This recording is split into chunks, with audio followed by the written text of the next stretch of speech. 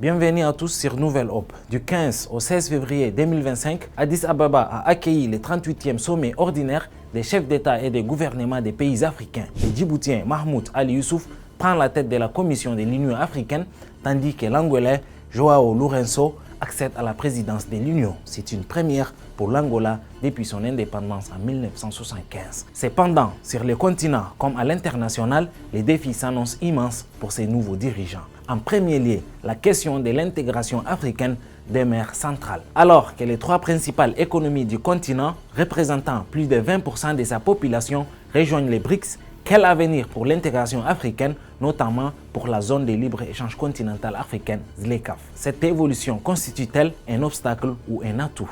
Par ailleurs, la situation à l'est de la République démocratique du Congo continue de se détériorer avec l'avancée du groupe rebelle M23. Cette crise alimente des tensions sous-régionales opposant d'un côté l'Afrique du Sud et le Burundi, soutien de Kinshasa, et de l'autre le Rwanda, principal allié stratégique des groupes rebelles M23 qui contrôle désormais plusieurs villes. Un autre dossier préoccupant concerne la crise au Soudan, où des millions de civils sont menacés par la famine en raison du conflit opposant les chefs de la transition militaire, Abdel Fattah al-Burhan, au leader des forces de soutien rapide, Mohamed Hamdan Dagalo, dit Himeti. Le risque d'une partition du pays grandit alors que Himeti envisage de former un gouvernement parallèle dans les zones sous son contrôle. La gouvernance continentale reste un défi majeur, notamment face à la multiplication des coups d'État. 6 pays membres, dont le Mali, le Burkina Faso, le Niger, la Guinée, le Gabon et le Soudan, sont toujours suspendus de l'Union africaine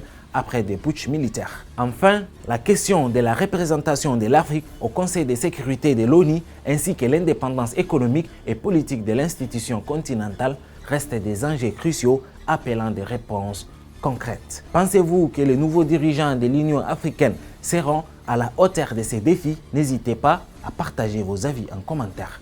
Restez connectés.